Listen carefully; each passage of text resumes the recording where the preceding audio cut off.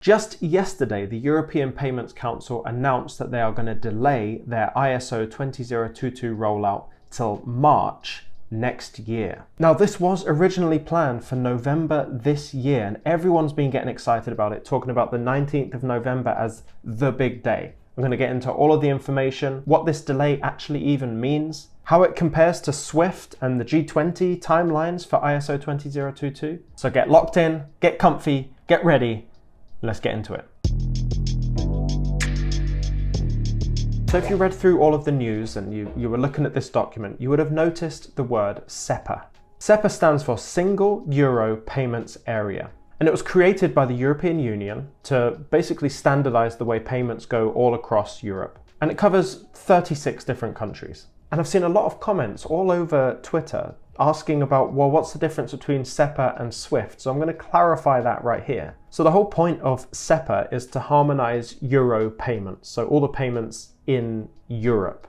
SWIFT's responsibility is in messaging. Now we're going to talk about this very quickly. When you send a payment, the payment doesn't just go. What comes before it is a message, and that message informs the recipient bank and the sender bank. And it's basically this messaging that happens back and forth between those two banks, letting them know what value is going to transfer later or has been transferred, or how much cash is in that balance, or whether that account number is the right account number on the two different systems. So before every single value transfer of money, there are messages that go before it. SWIFT operates in the messaging side of things. SEPA operate in payments, but they're actually completely different. They don't even operate in two of the similar areas. The only thing they have in common is that they both work within the world of finance. So that's literally as close as it gets. Now, what does happen is that SEPA uses SWIFT because obviously if SEPA are looking at payments across all of Europe, payments have to go after messages. So if you're using messages, you have to use SWIFT. At least that's how it is right now. Of course, with the advent of Ripple and Ripple expanding and how RippleNet services can offer this kind of standardized messaging using ISO 20022. That's a whole other video and a very interesting rabbit hole to get down, but that's not why we're here. So the big announcement, and I'm going to read it off on the screen right here: migration of SEPA payment schemes to the 2019 version of ISO 20022 postponed to Sunday, 17th of March 2024. Now, this November 19th date has been playing a significant role for some reason in the community here. The reason being is because, let's put out this whole picture here for everyone. Even if you're just new, you're completely going to get this. With the specific standardized messaging system called ISO 20022, there is built within there the ability to basically, on a code level, reach in with your hand and take out tokens from a blockchain. Now, because we're so involved in blockchain and cryptocurrencies, and we also believe that we hold the assets that are going to be used in this new financial system, let's say XRP, XLM, and XDC, the idea that a traditional payments system could reach into a blockchain to retrieve tokens for those payments tells us everything we need to know about the utility that is coming for cryptocurrency. They are going to be sending cryptocurrency on traditional payment rails. So with this token retrieval message that goes within ISO 20022, you can imagine why the whole cryptocurrency space, especially the XRP space, because we believe our asset would be most affected by this, it's exciting to hear that the traditional system is going to use cryptocurrency. Because if they are using cryptocurrency, there is a higher demand for cryptocurrency. More people are going to buy that cryptocurrency and keep it, meaning there's less supply for everyone to use. The demand is going up. That means the price goes up. And so that's why it's very exciting for us, this specific ISO 20022 update coming into effect, because we believe it's going to start using cryptocurrencies for payments. And it's about how that affects the cryptocurrency market and the value of these assets moving forward in that environment. That's why we're so excited. And so when everyone gets latched on to a specific date, like November the 19th this year, everyone gets excited thinking this could be the day where the payments are basically turned on and the messages are used and our assets are used, driving the price up. So initially, the prospect of having it move from November this year till March next year is a little bit disappointing for everyone in the community. I personally have been through so many of these different updates for ISO 20022. Ultimately, where I'm coming down to now about anything about XRP is that we're only going to see significant price appreciation when utility has rolled out. Part of the process of getting into utility is standardizing the messaging, for sure, but I don't necessarily think that it's going to cause a massive price fluctuation when ISO20022 with reaching into the blockchain and retrieving tokens, when that goes live. I don't think we're going to get a massive pump from that, but it's good for the general adoption of crypto and the use of XRP over time. But the question is this about messages or is it about value transfer? Because we are looking for that value transfer moment. The specific messages that go within ISO20022, like PAX 8 and PAX 9, for example, they do affect the transfer of value over potentially a blockchain. So are the schemes that SEPA is delaying now affecting the transfer of value, or are they just messages unrelated? So let's get into the 4 different schemes that I've seen mentioned here on this article. The first one is a SEPA credit transfer, and you can start to make deductions on what you think they mean as I go through them as well. And let me know in the comments what you are thinking as I read them out. So the credit transfer element really enables the transfer of funds from a payer to a payee, specifically across the SEPA region, and making sure that the messages are standardized between them. The next one is instant credit transfer. And this one extends the credit transfer one that we just talked about, but makes it near instant settlement. We've then got the direct debit core. And this is for certain instances where the payee will actually take the funds from the payer's account. I say payer like it's 2 words, payer's account, but done in such a way where there are standardized rules and messages that go along with it. But then you've also got direct debit business to business, which is the same thing as the direct debit core, but just tailored towards business-to-business transactions. So are these delays affecting messaging or value transfer? And that's kind of a really weird question to ask, because before any transfer of value, there have to be messages. So enhancing the messaging or updating the messaging or delaying the update to those messages does in fact affect the value transfer, because it's impossible to have value transfer without messages. So in a roundabout way, yes, this is affecting and this is delaying the implementation of ISO 20022 from that token retrieval perspective. It is, but this is the granular details and the granular messages that they're just trying to standardize and straighten out before value can be transferred. Now we know there are timelines about all of this. The G20 has timelines, SWIFT has timelines, even SEPA has timelines for cross-border payments and this ISO 20022 migration as a whole. So I'm going to get into a few of those timelines here, and then I'm going to give my final thoughts on how I think this affects us as XRP holders. So it seems like SEPA's migration plan is to be completed in March 2024. SEPA should be completely transferred over to ISO 20022 at that time. When you look at SWIFT's ISO 20022 migration, started in November 2023 and aimed to have the entirety of their infrastructure migrated over to ISO 20022 by November 2025. So if you're wondering, how can SEPA migrate over to ISO 20022 before even SWIFT? Who are the messaging? And that's a really interesting question, and a question I even had myself and had to stop myself and cut it and repurpose it here to share.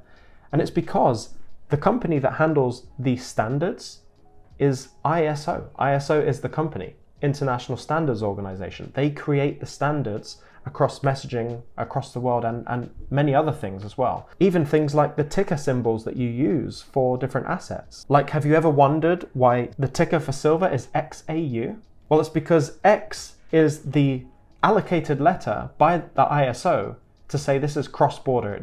It's agnostic. It doesn't have jurisdictional boundaries. It is global. And so when you're naming assets, especially even cryptocurrencies, there are ISO standards that inform how you name your token. So XRP, X means cross-border, and we know Ripple do cross-border payments. So there's so many standards that ISO kind of operate within. ISO 20022 is specifically about basically linking the old system for payments into the new system with that increased ability to have more data from blockchain and token retrieval, all of that kind of stuff. But then we've also got the G20 cross-border payments roadmap. And we've covered that many times on this channel already, but we know by the end of 2026, the G20 want all of their cross-border payments infrastructure to be ready to go. We believe, and I believe, that this is in preparation for CBDCs at the full scale to be able to have these payments sorted and the whole infrastructure sorted. I do think that way before then, basically as soon as SWIFT get their act together with ISO20022 in November 2025, I think November 2025 is that kind of, I don't think it's a deadline for everyone to migrate, but I do think everyone's going in accordance with SWIFT, rather than G20's cross-border payments timeline, which incorporates so much more than just ISO20022. With all of that said, what does that mean for us as XRP holders? What does it mean? Well, I alluded to my answer a little bit earlier in the video. I don't think the moment that we get ISO20022 migration completely done, I don't think that is the day when we get massive price appreciation.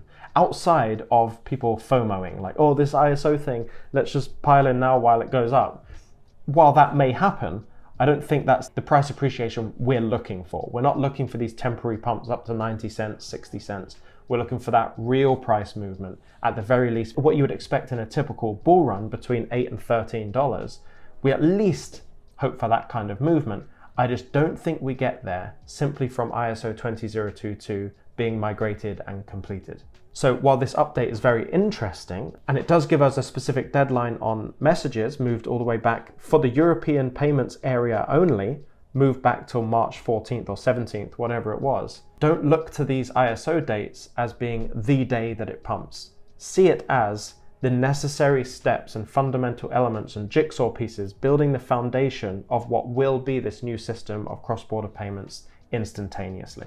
That is just how I'm viewing this whole situation. I hope you've enjoyed this video and you've tried to watch it with no emotion and level-headedness. I'm super happy and super proud of how well the 1% Mastermind is going. We're doing so much over there, adding professionals, adding book recommendations, answering all of your burning questions, no matter how specific or where you are in the world. It's been so much fun working on that, and if you want to hear more about what we're doing over there, then watch all the way to the end of the video. You might also be interested in something that I've created recently, and actually as of today, we are launching something, because I was thinking, I think newsletters are really good. I think people who like to open their email and just read a newsletter, just a brief rundown of things, that's like really valuable. It's also great for a separation from YouTube. If YouTube ever took my channel down again, at least I have my newsletter and I have direct contact to my audience. I thought, nah, actually a newsletter. Newsletters are a bit lame. So that's why I created the Lose Letter. When I told my wife that I called it the Lose Letter, she was like, that is genius. I just love it. I've created a Lose Letter. I don't know if you've noticed that on my content here, I don't necessarily like to do day-to-day news. I like it when something big happens and we can talk about it like that, but I usually try to be original and try to think of original things to say. That gets really difficult. But I think what the audience most would like is for me to talk about what's happening in the news that day so they can check in for 10 minutes, have a look what's happened. But everyone does that. That's literally what everyone does. I don't want to do what everyone does, but I do want to appeal to people who have an interest in me and what I'm doing. I want to appeal to people who want to see the news. So I created the Lose Letter, which is giving you an update on everything XRP, Ripple, cross-border payments, ISO 20022, and all the tokens surrounding that. And just give a brief rundown from that week, everything that's happened, all the links to news articles that you can go for further information, and then a little piece of my own opinion of what I think's happened that week and how I'm feeling. You don't have to be paying attention to the news 24/7. You can actually have a break, but every Thursday I will appear in your inbox with a brief rundown of everything that's happened the week prior. If you want to join, and it's completely free, you can join the Lose Letter by filling out the form in the description, and I'll see you in your inbox. But let's get back to what's happening in the Mastermind.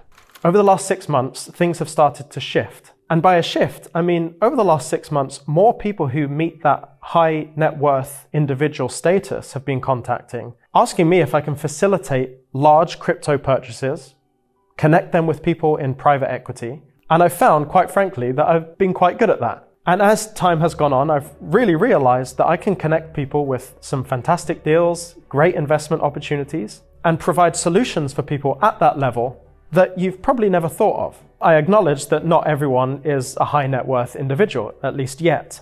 And so that's exactly why I've created the 1% Mastermind. Over the last 2 years of making content, I've seen one of the biggest demands and needs of the audience is to have a list of professionals that you can contact when this whole thing takes off.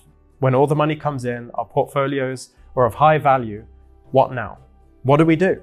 Who do we contact? There's also a group of individuals that want to improve and do business and network among other millionaires to be. Nobody in the digital asset space has ever seen anything like this. Wherever you are in the world, the plan of the Mastermind is to be able to connect you with professionals, not only in accounting and tax and law and estate planning, but to connect you with individuals who actually understand the assets you hold. We know about this all too well. We call an accountant and you know more about Bitcoin and XRP than they do. And it's not just a directory of professionals that we're offering here. We also have unique investment opportunities for individuals, even if you don't meet the accredited investor requirements. When you think about diversifying your assets in the long term, you might be considering real estate, venture capital, private equity. You won't need to go over here to find a deal. You won't need to go over here to find a deal. It will all be housed in that one central location, and you'll be surrounded by individuals that are on the same page as you and want the same thing, not just for themselves, but they want the same thing for you. In addition to all of that, we'll also have a library of content answering your specific questions, not made for views, not made for engagement, but made specifically to add value to the library of content that there will be. As time goes on, the price of the membership will actually go up, and likely will go up every single week from here on out. So join the 1% Mastermind today, and I'll see you in there.